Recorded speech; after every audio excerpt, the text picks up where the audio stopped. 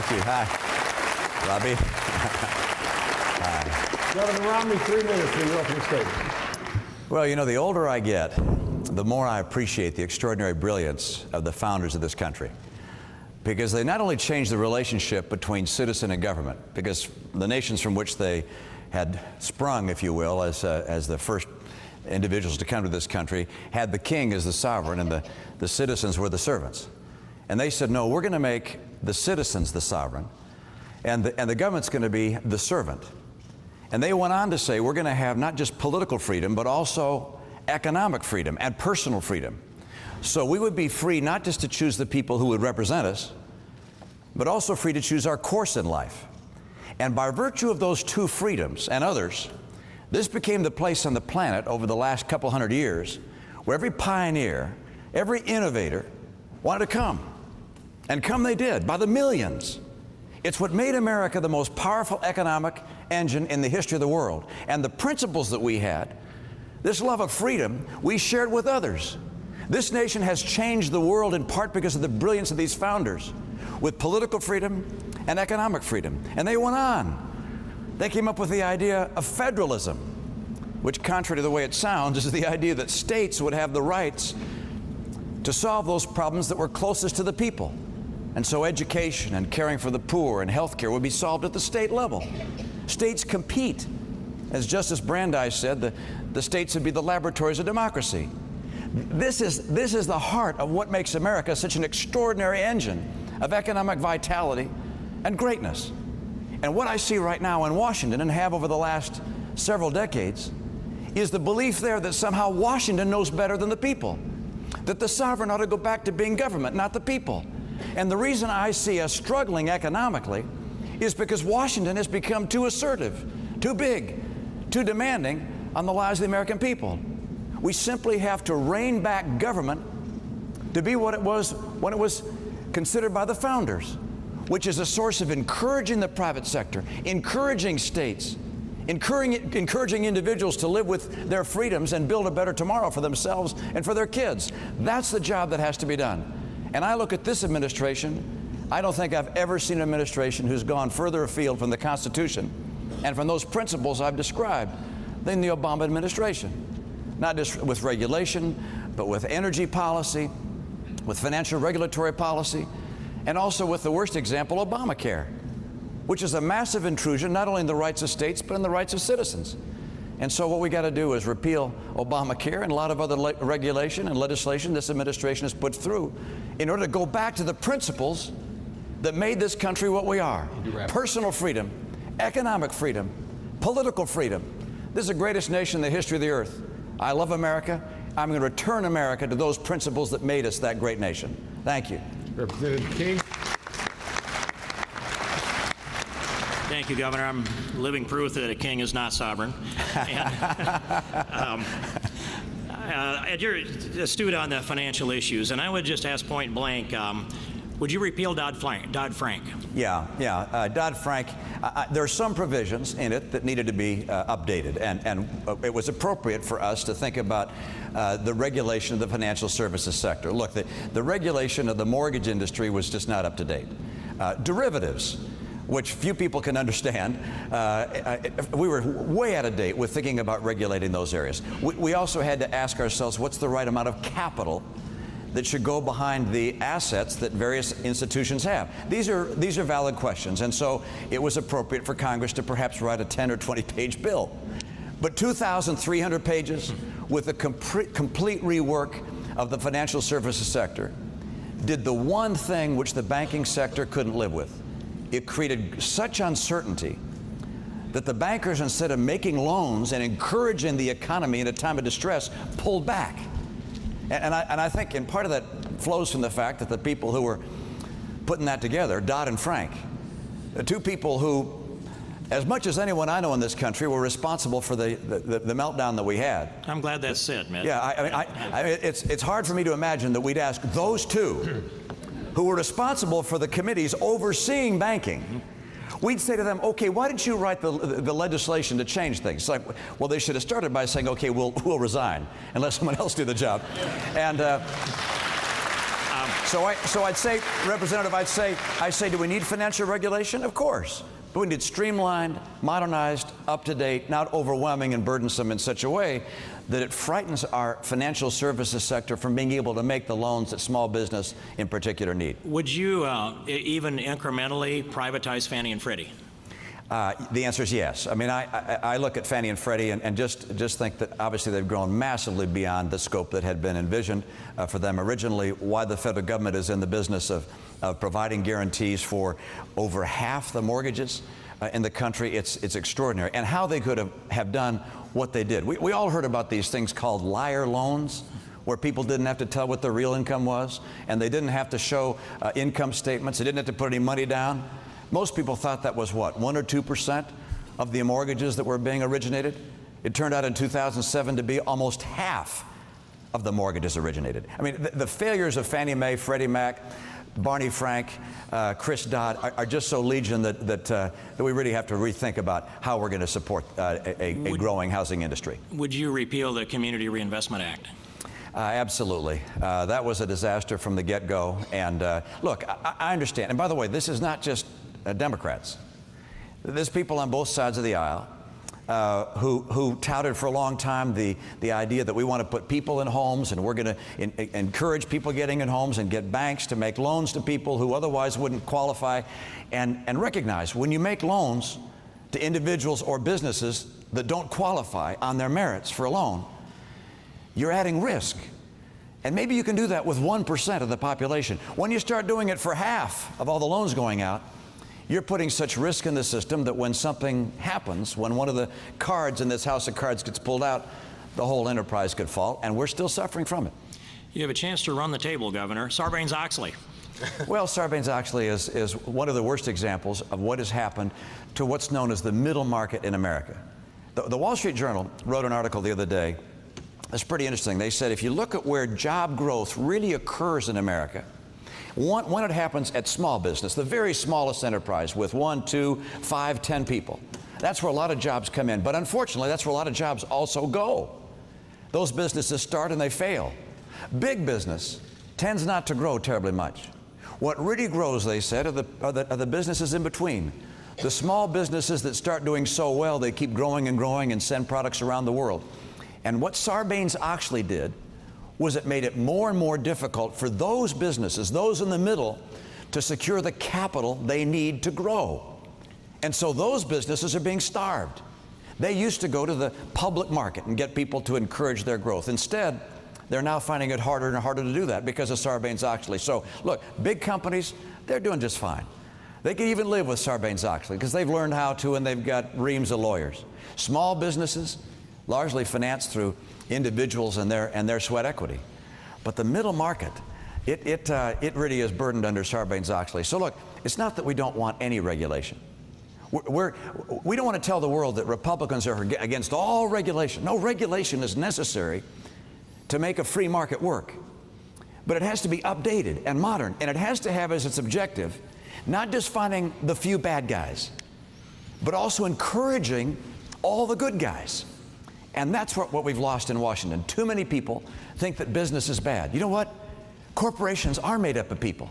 Employees, shareholders, customers, they're people. We want people to succeed, and our private sector is where that's going to happen. Thank you, Mitt. I also, in this heavy load that the presidency might well be, their time comes when the very difficult decisions are made, when they're life and death decisions, or decisions that direct the destiny of the United States, and you've taken all the information in from each side of the argument, and you have to finally say to all the advisors, now I'm alone with my decision. Can you tell us how you would do that? 30 seconds. Well, I'm a highly analytical guy. So I look at all the data, all the analysis, and I write it all down and I summarize it. And I look at it with my eyes before me. I talk to my wife and get her feelings and her sense of confidence and comfort. I go on my knees. I'm a person of faith, and I look for inspiration. I remember seeing President George W. Bush, and he showed me a room in the White House where he said he looked at the paintings of other presidents who made tough decisions. And and then with all that God has endowed you with, your mind, with your values, you make that decision. Thank you. Thank you. Governor Romney, it's good of you to be with us today. Thank you very much. I want to begin with a very fundamental question that is about both our obligations to human life and also the constitutional powers of the respected levels and branches of government. I want to begin by recalling Lincoln's situation.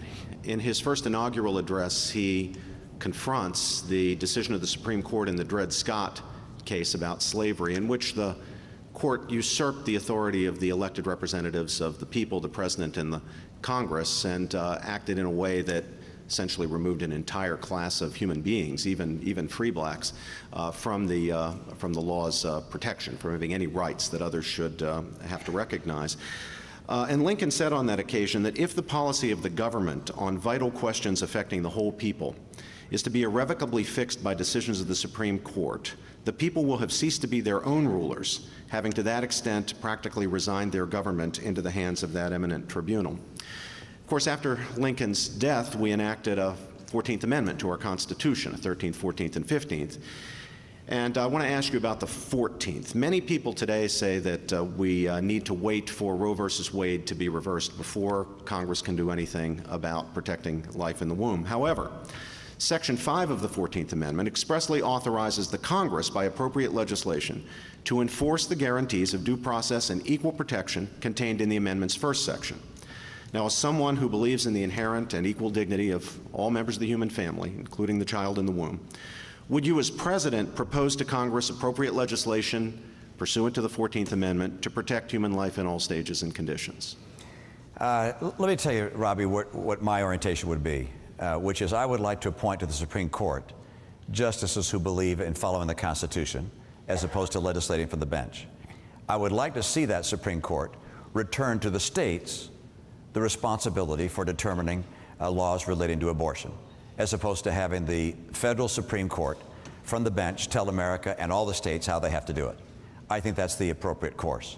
Now, is there a constitutional path to have the Congress say, we're going to push aside the decision of the Supreme Court, and we instead are going to step forward and return to the states this power, or put in place our own views on abortion? That would create, obviously, a constitutional crisis.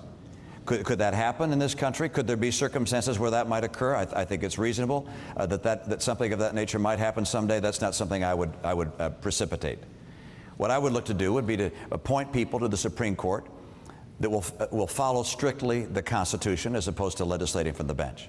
I believe that we must be a nation of laws, and I believe in supporting the Constitution as I understand it, but I'm not looking to create a constitutional crisis and have the Supreme Court say it's unconstitutional and then say, well, then you enforce it. Recognize that if we were to take that course, you could end up in a setting where, heaven forbid, the members of the opposition party had the House, the Senate, and the White House. And they might decide to do some things that violated their view of what they thought the Supreme Court had done. And so I would live within the law, within the Constitution as I understand it, without creating a constitutional crisis. But I do believe that Roe v. Wade should be reversed to allow states to make this decision. Okay. Governor, will the person you choose as your vice presidential running mate be someone who shares your pro-life and pro-marriage convictions? I certainly imagine so. I haven't made any selections in that regard, and as I look at the people around me that I've thought about as saying, boy, that's a terrific person, that's a terrific person, I would expect they'd all be pro-life and pro-traditional marriage.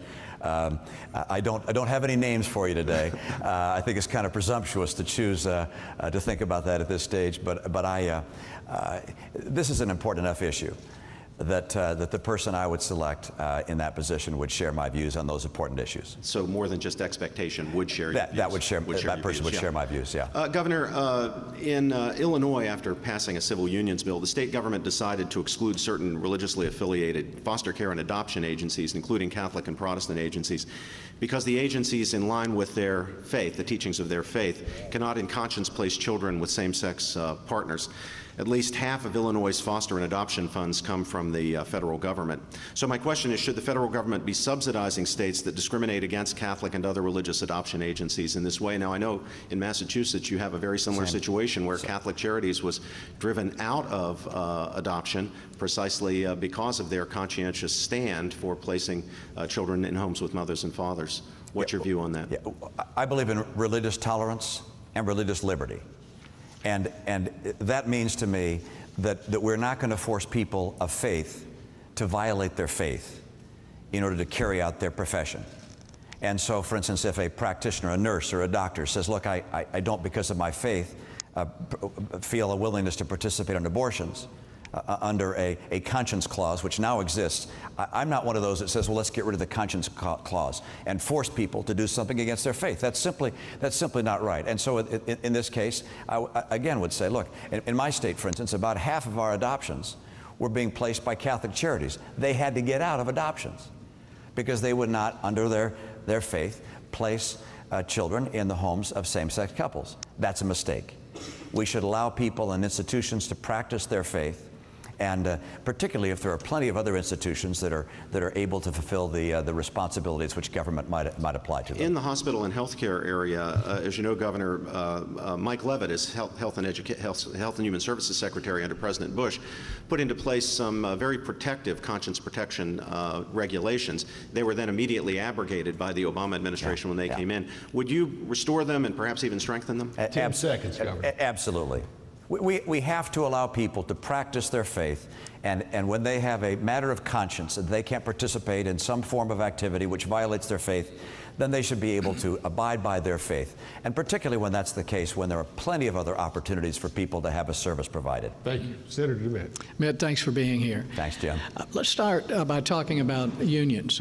For me, it's becoming one of the biggest issues that we're dealing with at the federal level because there's such an insidious relationship between unions and the Democrat Party. The president and the Democrats are trying to expand government unions at the state and the federal level because of the political support that comes back.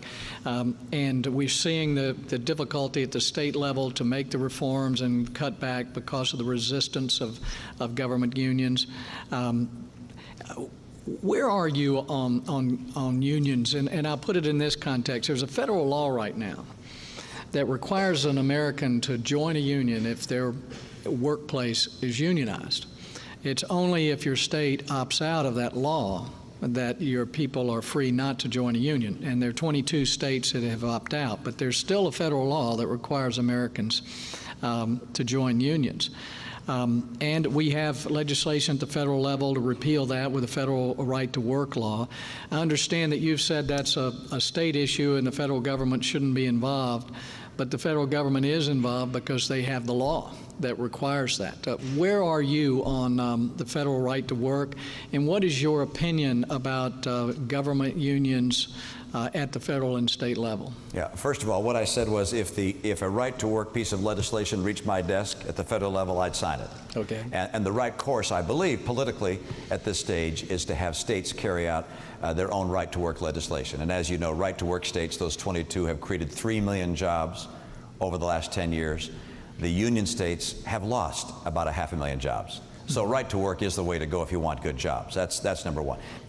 Government unions, and unions play an important role in our country, and can be, the carpenters union, for instance, trains their people in ways to provide good services. When people want to compete on a fair basis, that's great. When the government has people in unions, it presents a particular problem. And there are a couple of ways it presents a problem in my view. When unions are allowed to collect money from their members, and then one person, the chief executive of that union, can give that to whichever candidate they want, that's simply a violation of the personal rights of that individual. And that shouldn't be allowed. And number two, I really have a problem with the idea that one person is able to collect money from all of their members and then give it to a party or an individual who that person may then be the one that decides on matters of legislation directing that union. It's almost like a form of corruption. I mean, it's like, okay, I got all this money, I'm going to elect the person who's going to give me what I want. And so the power of unions in influencing elections is a real problem. And the place I would address it, and how I'd address it, is with legislation saying that individual union members may not have money taken out of their paycheck to go into funds which can then be directed by an individual in a way that might be different than what they would have preferred themselves. That should not be allowed. Thank you. Let me switch subjects on you real quickly. What would you change about our foreign policy? A lot. First, I'd have one. Okay. I mean, the president has been reactive. And anytime there's a reactive approach to foreign policy, sometimes you get it right, sometimes you get it wrong. I'm glad he got Osama bin Laden. He was opposed to the surge in Iraq, but fortunately he pursued a surge in Afghanistan. But the president has, with regards to the Arab Spring, not had a policy. And we have right now, we have a president and an administration that called Mr. Assad of Syria a reformer. This is a person who Hamas is headquartered in Damascus, has been arming Hezbollah through Syria, has allowed terrorists to go through Syria to go and kill our troops in Iraq. And then he turns on his own people, Assad does, and we call him a reformer? This president should have called him from day one what he was, a killer. So we need to have a very clear foreign policy. And let me just describe very briefly what the principles ought to be. Number one, everything we do in foreign policy ought to be looked through with the following lens. Does it make America stronger? Our interest is to make sure America is strong, because a strong America is the best ally peace has ever known. So we need to make sure it keeps America strong. Number two, does it promote our values? Human rights, free enterprise, freedom, democracy, because we've learned that those values tend to be associated with more peaceful people. And number three, can we link arms with our allies? When the president threw Israel under the bus, a nation which shares our values and is our best friend in the Middle East, he violates the principle of staying with your allies and showing strength by virtue of doing so. So those are three principles of my foreign policy, and I'm happy to take you nation by nation. But I want to cut you short. All right. We've got about a minute and 15 seconds. I want to give you a chance to talk about health care. As you know, if you're our nominee, the president's going to say that you implemented Obamacare in Massachusetts. How would you describe what Massachusetts did, the mandate to buy insurance at the state or the federal level? And you've got about a minute, and I'll let you finish up in any way you like. Actually, about 20 seconds. Well, I'll take a minute. My timer has 55 seconds, right? Yeah, Okay. That'll be one of my best assets, Okay. if I'm able to debate President Obama, as I'd hope to be able to do, by saying, Mr. President, you give me credit for what you tried to copy in some ways. Our bill dealt with 8% of our population, the people who were uninsured, and said to them, hey, if you can pay, don't count on the government. Take personal responsibility. We didn't raise taxes, Mr. President. You raised taxes $500 billion. We didn't cut Medicare. One president in modern history cut Medicare, this president. And I'll say to him, why didn't you give me a call? And I'd have told you what to do right and what not to do. And the critical thing is this. We dealt with 8%. He dealt with 100% of American people. He said, I'm going to change health care for all of you. It's simply unconstitutional. It's bad law. It's bad medicine. And on day one of my administration, I will direct the Secretary of Health and Human Services to grant a waiver from Obamacare to all 50 states. It has got to be stopped, and I know it better than most. Thank you. Sir. Thank you, man. Thanks. Good to be with you. Thank you. Thanks so On much. behalf of the American Principles Project and Senator Jim DeMint, I'd like to thank you for joining us this afternoon for this important event.